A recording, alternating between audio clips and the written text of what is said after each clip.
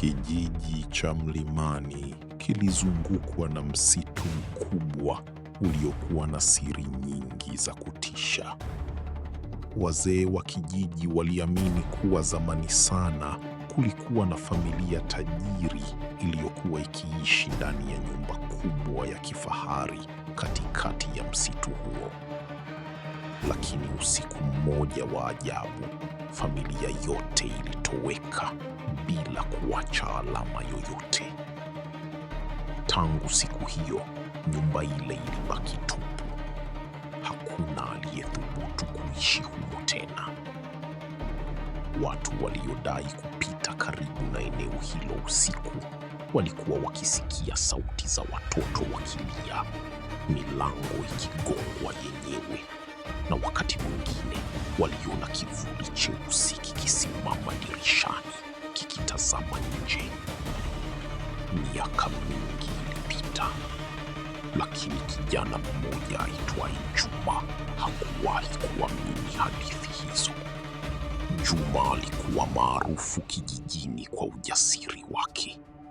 Alipenda kuchunguza maeneo yaliyokuwa yanaogopwa na watu wengine.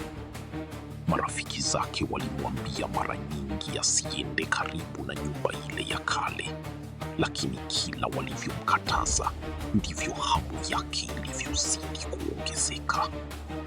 Usiku mmoja wa mvua kubwa, walikuwa wamekusanyika kwenye kibanda cha chai karibu na sokoni.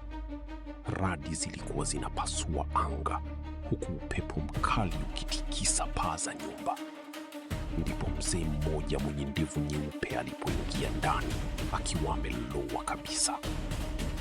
Kuna taa inaonekana tena kwenye nyumba ya mizimu, alisema kwa sauti ya chini iliyowafanya wote wakae kimya. Watu wote wakatazamana kwa hofu, lakini Juma akacheka.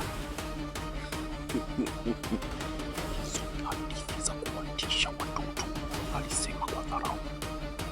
Mzee huyo alimwangalia moja kwa moja machoni. Vijana wengi walizungumza hivyo, lakini baadhi yao hawakurudi tena. Maneno yale yaliwafanya wengine watetemeke, lakini Juma hakusikiliza. Usiku ulipozidi kuwa mzito, Juma alichukua koti lake jeusi, tochi na simu yake. Akaondoka kimya kimya kuelekea msituni. Mvua ilikuwa bado inanyesha. Njia ya kuelekea kwenye nyumba ile ilikuwa imejaa matope na miti mirefu iliyokuwa ikitingishika kwa nguvu, kana kwamba kuna kitu kilikuwa kinapita kati yake. Juma akameza mate. Kwa mara ya kwanza alianza kuhisi hofu, lakini hakutaka kurudi nyuma. Aliwasha tochi yake na kuingia ndani pole pole. Harufu ya unyevunyevu na vitu vya zamani ilijaa kila kona. Sakafu ya mbao ilikuwa ikitoa mlio wa creak kila alipokanyaga. Ukutani kulikuwa na picha za zamani zilizofunikwa na vumbi. Katika moja ya picha hizo kulikuwa na familia iliyovalia mavazi ya kifahari, lakini nyuso zao zilikuwa zimechanwa kana kwamba mtu alitaka kuzifuta. Ghafla tu, sauti nzito ilisikika kutoka juu ya dari. Juma akasimama, akaangaza tochi juu. Hakukuwa na kitu. Lakini sekunde chache baadaye, tu,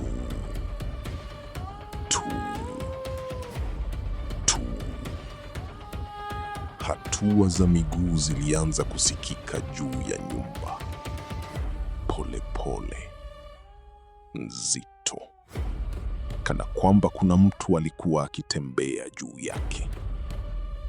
Jasho lilianza kumtoka Juma. Alijaribu kujituliza. Labda ni paka alijisemea. Lakini ghafla tochi yake ikaanza kuwaka na kuzima yenyewe. Sauti ya kunong'ona ikasikika nyuma yake. Juma akageuka haraka. Hakukuwa na mtu, lakini alipoangaza upande wa dirisha akaona kivuli cheusi kikipita kwa kasi. Moyo wake ukapiga kwa nguvu. Ni nani hapo? Alipaza sauti. Hakuna aliyejibu. Ndipo mlango wa nyumba ukajifunga wenyewe kwa kishindo kikubwa. Bum! Juma akaruka kwa hofu. Alikimbia kuufungua mlango, lakini haukufunguka. Alianza kupiga teke kwa nguvu. Hakuna. Ndipo akasikia sauti nyingine, kicheko cha mtoto mdogo.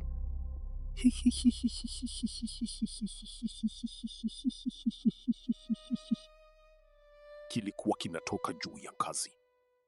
Pole pole Juma akaangaza tochi kuelekea juu, na hapo ndipo alipokiona msichana mdogo aliyekuwa amesimama juu ya ngazi akiwa amevaa gauni jeupe lililochafuka matope. Nywele zake ndefu zilifunika uso wake wote.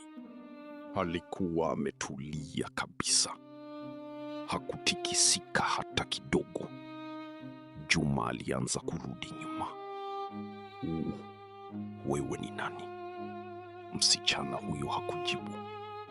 Badala yake alianza kunyanyua kichwa chake taratibu, na Juma alipouona uso wake alipiga kelele kwa hofu. Macho yake yalikuwa meusi kabisa. Mdomo wake ulikuwa umechanika hadi mashavuni, na alikuwa akitabasamu. Ghafla taa ya tochi ikazimika kabisa. Giza nene likaijaza nyumba nzima. Ndipo sauti nyingi za kunong'ona zikaanza kusikika kila kona. Usiondoke, baki nasi, tunakuona. Juma akaanza kupiga kelele huku akijaribu kuwasha tochi tena, lakini ghafla akagusa kitu baridi begani mwake.